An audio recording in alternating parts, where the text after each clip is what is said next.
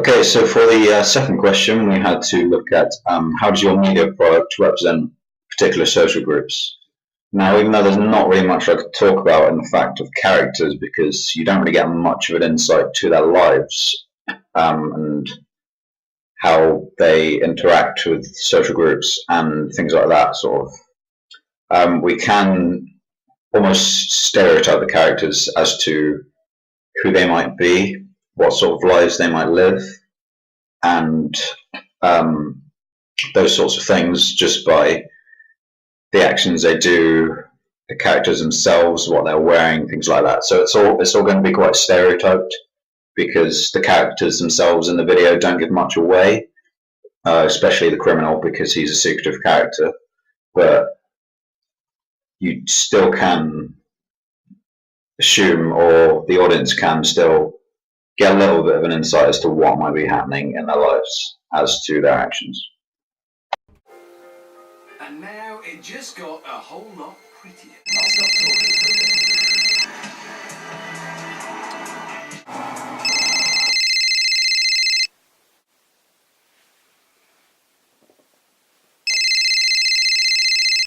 Oh, hey, babe.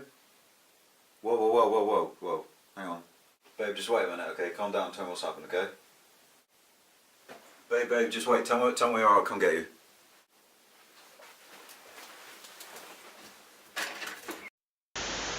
So with this character here, the protagonist, or the victim as we assume him to be later, his surrounding is in his homely surrounding, watching TV with his phone. We get the idea that he's quite a family man. He cares about his family a lot, obviously, because he's worried, and he goes off to rescue what we assume to be his girlfriend. The fact that he always refers to her as babe also suggests that he is very caring, and as we can assume that the male stereotypically is more protective over his female.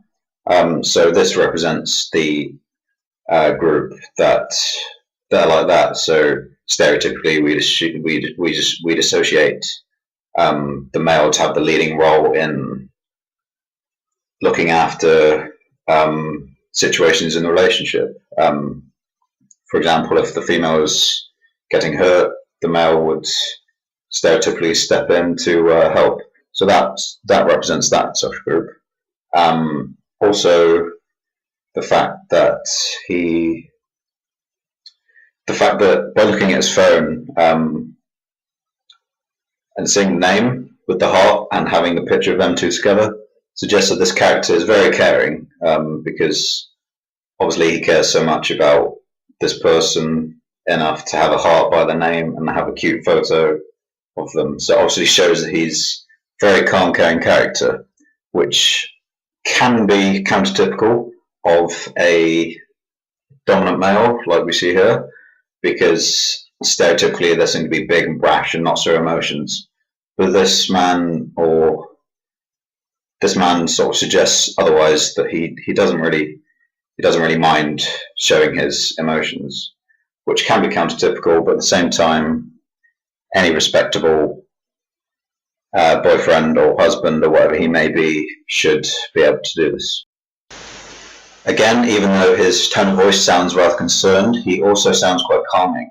So he's not getting too worried about it, because obviously if he talks to his girlfriend as if the world's about to end and she's going to die, she's going to be even more worried. So he seems to take into account that the situation needs to stay calm, which is why she specifically says, or he specifically says, tells her to calm down. The fact that he's immediately able to make that decision to go, even though he doesn't know exactly what's happening, even though he might be putting himself in danger by going, it doesn't matter.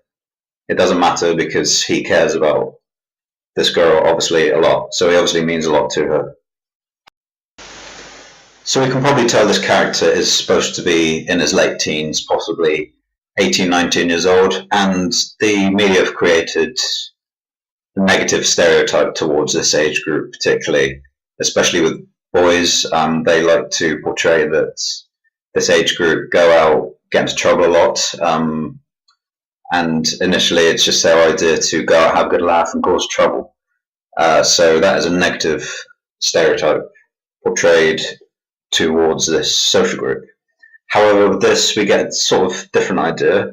Even though he is initially sat at home watching the TV, not doing much, as soon as he gets a phone call, he seems very motivated to go out. He's not actually getting into trouble, but he's instead helping someone out of trouble, his girlfriend. But the fact that he's willing to go out and help willingly, it's a countertype of what we might stereotypically think of a male in this age group. And stereotypically, people like him might not care towards people as much as, for example, a female the same age would, or possibly an elderly man who's been married for a long time. Stereotypically, they're seen as different, but I think he is a countertype, as he is actually motivated to go and do something about this problem.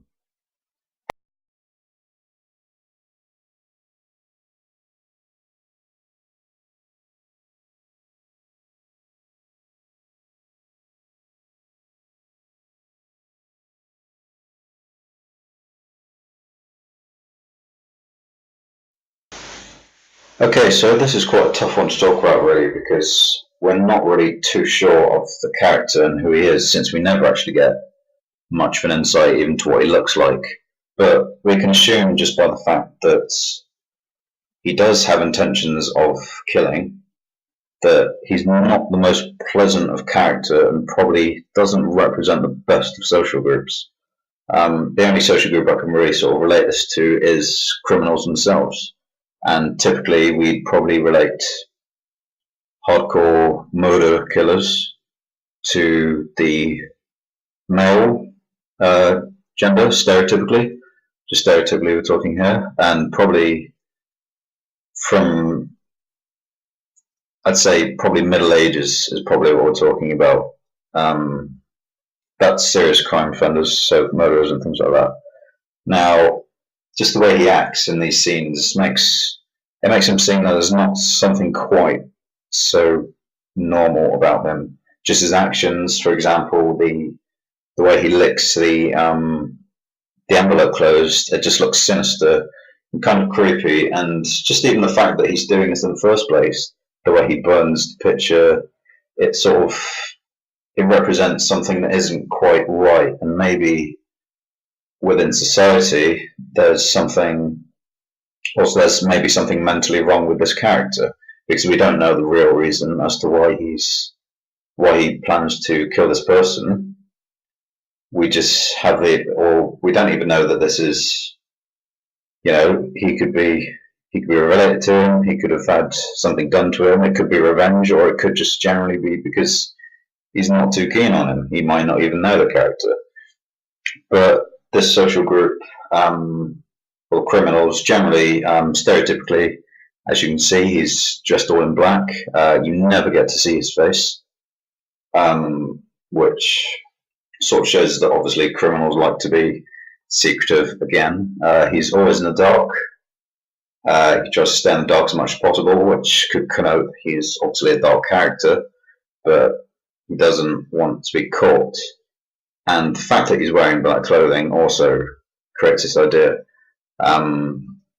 Obviously, murderers aren't particularly seen as the nicest people in the world, but the fact that he seems quite organized suggests that within this social group, within this group of criminals, so to speak, he's quite organized, and he's not just like a random spree killer. He specifically chooses a target, he plans it out, he makes sure everything's in order. So this is quite countertypical of most criminals, as most things would just happen instantly, just by like a chance, like something happens and then someone gets into a fight, whereas this character is more countertypical of this type of genre, because it's more planned. Whereas you might find the FBI always plan, like if they're about to take someone down or about to arrest someone, that would be countertypical. But the fact that he's a criminal and planning all this and has all of his documents, it's countertypical of that group, because we generally wouldn't tend to think of a criminal being so organized.